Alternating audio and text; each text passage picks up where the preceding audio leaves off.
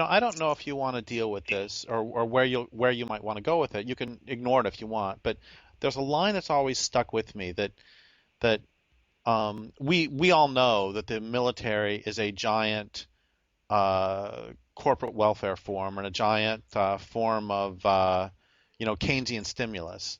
And there's always the question, since capitalism relies on subsidies, why can't they just subsidize nice things instead of bad things?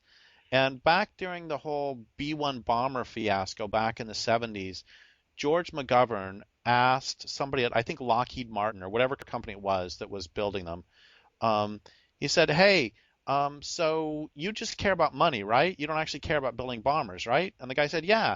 He said, "So if I can get Congress to pass a law saying that we will give you money to build school buses instead of build B-1 bombers, will you do it?" This is George McGovern, famous liberal.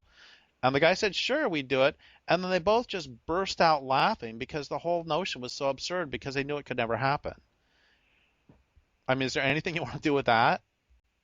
Well, I mean, it's true. I mean, it's the at this point in with the U.S. military, I would just add on to that that at this point with the United States being in the final stage of empire, meaning his when we look through history, there's numerous ways empires used to maintain control and power, and the last there's the economy, there's propaganda, there's actually uh, uh, you know, trying to appeal to people's morality, etc. And the final stage and the weakest and the shortest is using military might.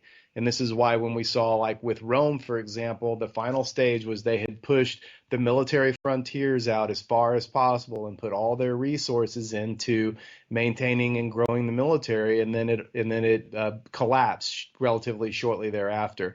And that's exactly what the U.S. is doing. We're talking about, today while we do this interview, we have news of them setting up yet another new U.S. base in Iraq and sending more troops over there. There's, these domestic military exercises that are pushing new bounds of what's ever even been done before, looking at expanding up into the Arctic, preparation for wargaming against Russia and China in the future. I mean, that's exactly what the military is doing and being used to do now. It's over 50% of all U.S. taxpayer money goes directly to the Pentagon in one way or another. And so, how are we not already doing that? And I think it's just important to keep in mind that, yeah, that I think that just kind of underscores what you just said, Derek, where the preposterous idea that something could be done differently.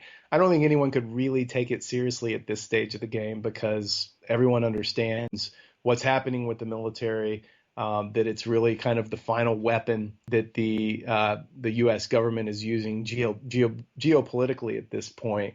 And I think anyone that's going to really question that or challenge that and really think they're going to change that at this stage of the game is just literally not living in reality.